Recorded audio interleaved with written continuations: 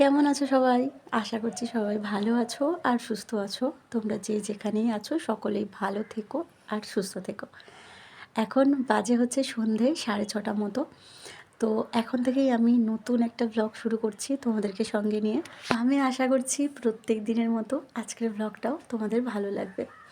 আর যারা আমার পরিবারের সদস্য হয়ে এতদিন আমার পাশে আছো, আমাকে সাপোর্ট করছো, আমাকে ভরসা দিয়ে যাচ্ছ, তাদের জন্য অনেক অনেক ভালোবাসা।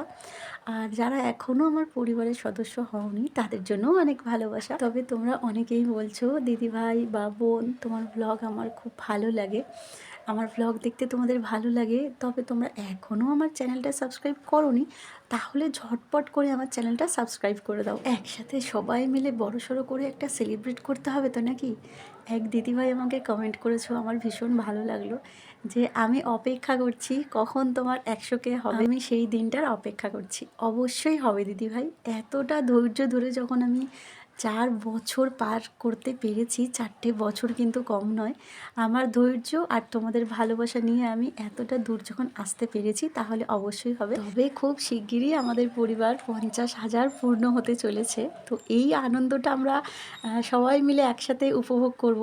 আমি তো বলেইছি তোমাদেরকে, আমার 50,000 পূর্ণ হলে আমি লাইভ এসে তোমাদের সাথে কেক কাটবো, কারণ এটা তোমাদেরও অনেক বড় পাওনা, তোমাদেরও হাত আছে এর মধ্যে অনেকটাই। তোমরা না থাকলে এটা কখনোই সম্ভব হতো না আমার পক্ষে। আর এটা আমার আমার ভাবতেও ভালো লাগে, জানো তো, যে আমার এই সাধারণ জীবনযাপন দেখে, আমাকে দেখে প্রথম যখন আমি ব্লগ শুরু করি তখন ভাবছিলাম যে আমি কী দেখাবো ভিডিওতে, আমার কাছে তো কিছুই নেই। আমি শুধু ওই কয়েকটা বাসন আর ওই একটা জনতা স্টোভ, তাও আবার ভাঙা চোরা খারাপ। তো আমার ব্লগ কেউ দেখবে, কেউ কি পছন্দ করবে আমাকে? তো আমি কী দেখাবো ব্লগে, এরকম ভাবতাম মনে মনে। কিন্তু এখন আমার ভালো লাগে, জানো তো, যে মানুষ আমি যেরকম সেরকম দেখেই তোমরা আমাকে ভালোবাসো। 50,000 মানুষ আমাকে ভালোবাসে, আর ভালোবেসে আমার পাশে রয়েছে, আমাকে সাপোর্ট করে, আমাকে প্রতিনিয়ত। তোমাদের একটা কমেন্ট কিন্তু আমার জন্য অনেকটা মূল্যবান। তোমাদের একটা কমেন্ট, জানো তো, আমাকে অনেকটা মনে সাহস দেয়। আমি পরের দিন আবার নতুন করে ব্লগ শুরু করার সাহস পাই তোমাদের জন্য। তো সবটাই মানে আমি যেটুকু আসতে পেরেছি সেটুকুই তোমাদের জন্য।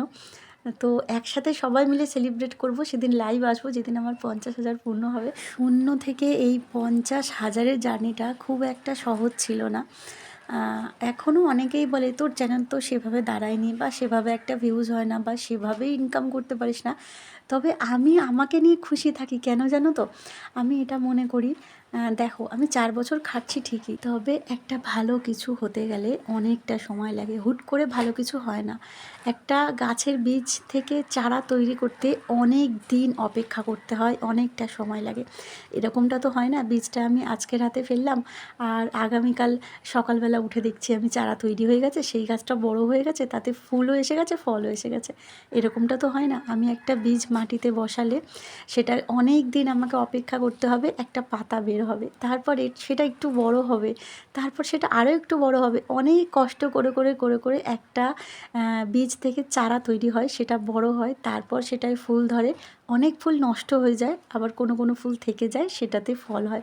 তো এতটা যখন আমরা অপেক্ষা করতে পারি, তাহলে ভালো কিছু করার জন্য অনেকটা অপেক্ষা করতে হয়, এটা আমি জানি।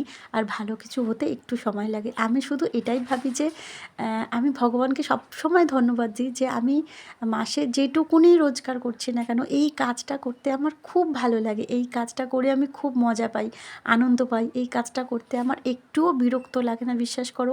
অনেকে বলে কি সারাদিন ফোন নিয়ে ভিডিও, আমার খুব ভালো লাগে। আমার একবারও বিরক্ত লাগে না যে আমার ভিডিও করতে ইচ্ছা করছে না, এরকম হয় না। আমার মন খারাপ থাকুক, আমার শরীর খারাপ থাকুক, আমার যাই থাকুক না কেন, আমি ভিডিও করতে খুব ভালোবাসি। এই কাজটা করে আমি খুব মজা পাই। তো আমার এটা মনে হয় যে কিছু না হওয়ার থেকে তো কিছু হওয়া ভালো, তাই না? আমি জানি সেরকমভাবে আমি এখনও দাঁড়াতে পারিনি, তবে দেখবে এখনও অনেক চ্যানেল আছে যারা এখনও স্ট্রাগল করে যাচ্ছে, হয়তো তারাও একদিন দাঁড়াবে, আর আমিও একদিন অন্যদের মতো বড় জায়গায় পৌঁছাবো। তো আমার সেটা নিয়ে কোনো আফসোস নেই। আমার এটা মনে হয় যে কিছু না হওয়ার থেকে কিছু হওয়া অনেক ভালো। আমি জানো তো কখনো এটা ভেবে কষ্ট পাই না কেন আমি এত তাড়াতাড়ি এগোতে পারছি না, কেন আমার এত দেরি হচ্ছে। অনেকে তো অনেক আগে এগিয়ে যাচ্ছে 1-2 বছরের মধ্যে, আমার 4 বছর হয়ে গেল, কেন আমি এগোতে পারছি না? আমি শুধু ভাবি যেটা হয়েছে সেটা আমার জন্য অনেক। এটাও যদি না হতো তাহলে আমি কি করতাম? আমার সাথে তো আরও খারাপ হতে পারতো, আমার সাথে আরও খারাপ কিছু হতে পারতো। এটাও যদি না হতো, আমি শুধু এটাই ভাবি, যেটা হয়েছে সেটা ভালোই হয়েছে। এটাও যদি না হতো তখন আমি কি করতাম? সেই কারণে আমার যেটুকু আছে, যা আছে আমি সেটা নিয়ে ভালো থাকি। আর একটা কঠিন সত্যি কথা হলো, যা কিছু নিয়ে আমি ভাবনা চিন্তা করলে সেটা কখনোই বদলে যাবে না। আমার সাথে কী হবে, কখন হবে, সব সময় লেখা আছে যে কোন সময় আমার সাথে কী হবে, কী ঘটবে। দেখো ২ বছর আগে পর্যন্ত আমি খেতে পেতাম না। এত সবজি চোখে দেখতে পেতাম না একসাথে। কত শীতকাল এরকম গেছে পছন্দের সবজি রান্না খেতে পাইনি। কারণ কি, তখন ২৫০ গ্রাম করে কেরোসিন তেল কিনে রান্না করতে হতো। এবার ২৫০ গ্রাম করে কেরোসিন তেলে আমি একটা ভাত তরকারি করব, নাকি অন্য পছন্দের রান্না করব, ভর্তা করব, পাতা বাটা করব। আমি তখন ভাবিনি যে আমি এই এই সময় এসে শীতকালে এই কয়েক বছর বাদে আমি এত কিছু খেতে পারবো। মানে এই সবজি আমার তো খেতে খুব ভালোবাসি আমি। তো এগুলো যে আমার কপালে জুটবে আমি সেগুলোও কখনো ভাবিনি। তো সব কিছুর একটা সময় থাকে। তো আমি ভাবনা চিন্তা করলেও কিছু হবে না, ভবিষ্যৎ নিয়ে বলো, চ্যানেল নিয়ে বলো, যা কিছু নিয়ে বলো। যেটা ঘটার সেটাই ঘটবে। সেজন্য আমি আর খুব একটা ভবিষ্যৎ নিয়ে খুব কিছু ভাবি না। যেটা ঘটছে সেটা মানে জীবনটা খুবই সহজ সরল, জানো তো? সেরকমভাবে বাঁচতে পারলে জীবনটা খুবই সহজ সরল, অত জটিল নয়। অত জটিলভাবে ভাবলে জটিল, আবার যদি সহজভাবে ভাবা যায় তাহলে খুবই সহজ। আজকের ব্লগটা সন্ধ্যাবেলা থেকেই শুরু করলাম, কারণ কি আজকে না একটা ভালো রান্না করব। আর সেভাবে তো তোমাদের সাথে রান্নাবান্না শেয়ার করাই হয় না, কারণ কি আমি তো রাতের বেলায় রান্না করি আর সকালবেলা আমার ব্লগ হয়ে যায়। সেই জন্য ভাবলাম যে আজকে সন্ধ্যাবেলা থেকেই ব্লগটা শুরু করি। তবে সকালবেলাটা কিন্তু আমি একদমই ছুটি নিইনি। সকাল থেকে আমি আজকে দুপুর পর্যন্ত ব্লগ করেছি, যেটা তোমরা গতকালকে পেয়ে গেছো। আমার এই গতকাল আর আগামীকাল প্রত্যেকবারে গুলিয়ে যায়, ভেবেচিন্তে বলতে হয়।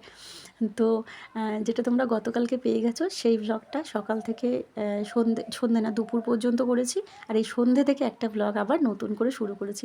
ভাবলাম একটু রান্নাবান্না করব, তোমাদের সাথে শেয়ার করি। রান্নাবান্নাটা একদমই দেখানো হয় না, রাত্রেবেলা হয়ে যায় বলে সেই জন্য দেখানো হয় না। তো সন্ধে দিয়ে ব্লগটা শুরু করলাম সন্ধ্যাবেলা। আর এদিকে দেখো জয় প্রচুর সবজি নিয়ে এসেছে। এই মূলো শাক আমি এবছর শীতে একবারও খাইনি, এই প্রথম আমি মূলো শাক খাবো। মূলো আসেইনি আমাদের বাড়িতে। তো সেদিনকা আমি হচ্ছে কয়েকদিন ধরে সবজির খোসা জমাচ্ছি, জানো তো? যেটা হলো গিয়ে আমি লাউ গাছ বসাবো বলে একটা বালতির মধ্যে কয়েকটা সবজির খোসা আমি জমাচ্ছি। আর মাকেও বলেছি জমিয়ে রাখতে, আমি ওগুলো নিয়ে আসি, ওগুলো নিয়ে এসে শুকাই। তো বোন নিয়ে এসেছিলো একটা প্যাকেট, ওর মধ্যে সবজির খোসা ছিল অনেকগুলো। এবারে হয়েছে কি, আমি ওই প্যাকেটটা নিয়ে ছাদে গেছি। ছাদে যখন সবজির খোসা শুকোতে দিয়েছি, তখন ওটা আমি বের করতে গিয়ে দেখছি কি ওর মধ্যে কতগুলো মূলো শাক রয়েছে। মানে মা ফেলে দিয়েছে।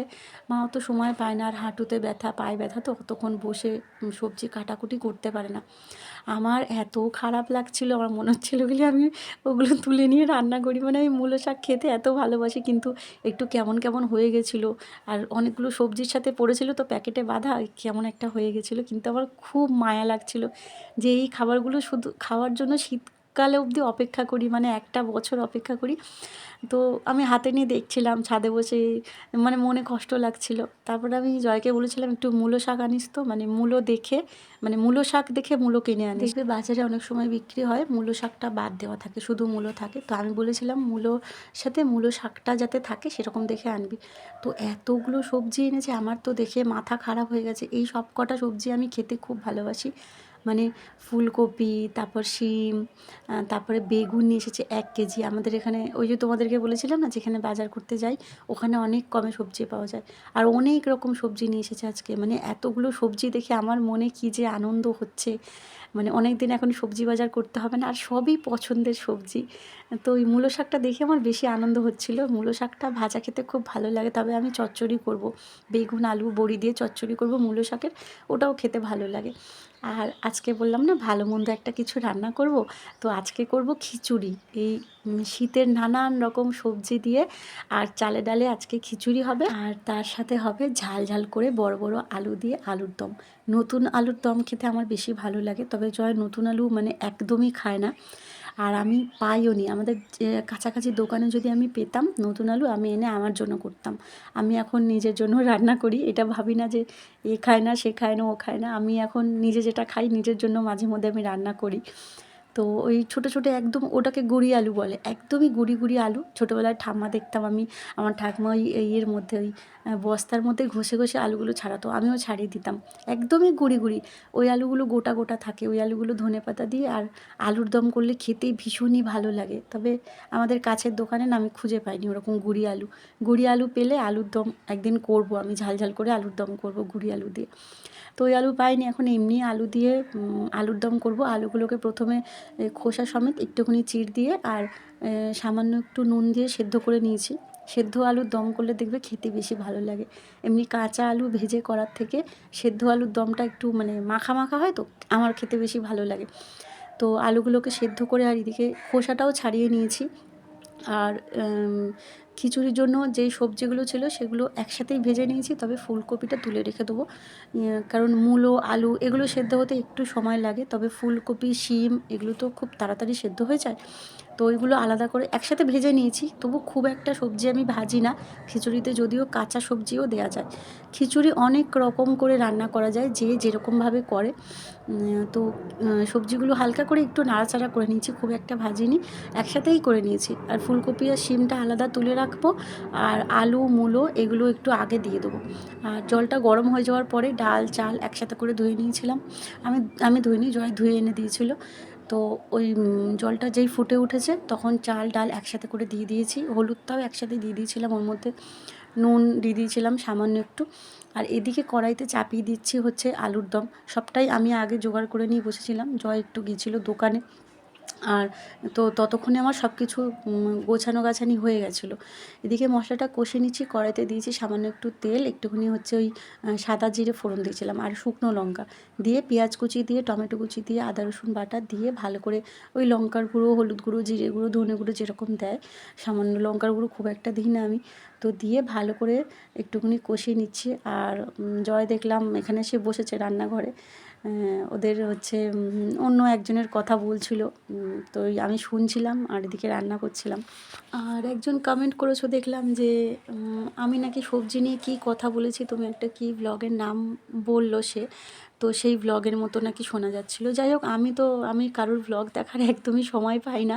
আমার সকাল থেকে সারাদিন কী কী হয় তোমরা পুরোটাই দেখতে পারো, আর পুরোটা ভিডিও করা মানে সারাদিন ব্যস্ত থাকা। সেটা সন্ধ্যাবেলা আমার 2 ঘন্টা মতো এডিটিং করতে লাগে। তারপর আমার ওই এডিট করা হয়ে গেলে আমাকে ভয়েস ওভার দিতে হয়। আমার মানে আমি সময় একদমই পাই না। যেটুকু সময় পাই গাছ নিয়েই আমার সময় কেটে যায়। এটা ওটা সেলাই করি, এটাতেই আমার সময় চলে যায়। আমি কারোর ভ্লগ দেখতে পাই না। হয়তো হতেও পারে, কারণ শীতের সবজি সবাই ভালোবাসে আর সবজি খেতে অনেকেই পছন্দ করে, আর শীতের সবজি খেতেও অনেকে পছন্দ করে। তো হতে পারে হয়তো কোনো কথা তার মতো মিলে গেছে, তা বলে এটা নয় যে তার থেকে আমি শুনে শুনে বলছি। দেখো, কেউ যদি বলে আমি ভাত খেতে ভালোবাসি, আমিও যদি বলি আমি ভাত খেতে ভালোবাসি, তাহলে কি সেটা তার দেখে বলা হলো? এটা তো না। সে হতে পারে সেও সবজি খেতে ভালোবাসে আর আমিও সবজি খেতে ভালোবাসি। তো এটা একটা খুবই সাধারণ একটা বিষয়। যদিও আমার ভ্লগে কমেন্ট করার মতো অনেক কিছু থাকে। আমি ভ্লগে শুধু রান্নাবান্না খাওয়া দাওয়া দেখাই না, আমার গাছপালা নিয়ে অনেক কিছু দেখাই, অনেক কিছু বলি, যেটুকু জানি সেটুকু তোমাদের সাথে শেয়ার করি।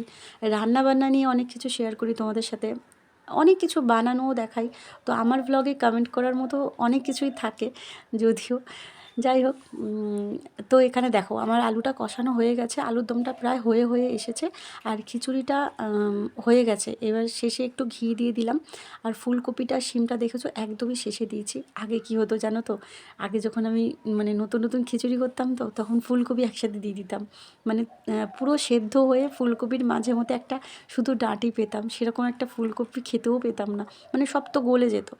তারপরে আমি দেখলাম যে না, ফুলকপিটা খিচুড়িটা হয়ে যাওয়ার পরে ফুলকপিটা দিয়ে ওই যে 2-4 বার নাড়া দিই, আর খিচুড়ি তো প্রচুর গরম থাকে, ওই ভাপে ভাপে হয়ে যায়। তো ওই জন্য ফুলকপি আর শিমটা পরে দিলাম। তো এখানে দেখতেই পেলে আলুর দমের খিচুড়ি পুরোপুরি হয়ে গেছে। আর দুঃখের বিষয় হলো সামনে থেকে কোনো ভিডিও করা হয়নি, মানে খাবারটা বাড়ার পর। তো খাওয়ার চোটে মানে গরম গরম খিচুড়ি, তো আর ওই যে খিচুড়ির একটা গন্ধ, ঘিয়ের গন্ধ, আর শীতের নানান রকম সবজি দিয়ে এই খিচুড়িটা খেতে আমার ভীষণই ভালো লাগে।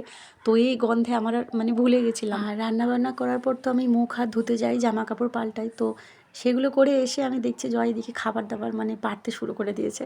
তখন আর আমি নিজেকে সামলাতে পারিনি। মানে ভিডিও করার কথা আমার মাথাতেই ছিল না, জানো তো। তারপরে আমিও টুক করে বসে পড়লাম খেতে। সামনে থেকে আর তোমাদেরকে দেখানো হয়নি খিচুড়ি আলুর দম। তবে বিশ্বাস করো খেতে ভীষণই ভালো হয়েছিল। আর এরকম শীতের রাতে এই শীতে সব রকম সবজি দিয়ে খিচুড়ি, সাথে ঝাল ঝাল করে আলুর দম, আমার আবার চাষের ধনেপাতা দিয়ে। তো এরকম আলুর দম আর খিচুড়ি খেতে কে কে ভালোবাসো আমাকে কমেন্ট করে অবশ্যই জানিও। এখানে জয় সমস্ত খাবার বেড়ে নিয়েছে, খিচুড়ি আর আমি আলুর দমটা ওকে দিয়ে দিলাম। জয় আবার খাবার ভাত দেয়, খিচুড়ি দেয়, কিন্তু তরকারি বা মাছের ঝোল, মাংস ও কোনোটাই নিতে পারে না একা। ওর নাকি খেয়ে পোষায় না, আমি দিলে তখন ভালো লাগে। তবে সত্যি কথা হলে আমি মাঝে মধ্যে বলে ফেলি, জানো তো, নিজেকে অনেক আটকাই, তবুও বলে ফেলি যে 1 মাস কী করে খেলি খাবার দাবার। যাই হোক, আজকের ব্লগটা কেমন লাগলো কমেন্ট করে জানিও। সবাই ভালো থেকো, দেখা হচ্ছে কাল।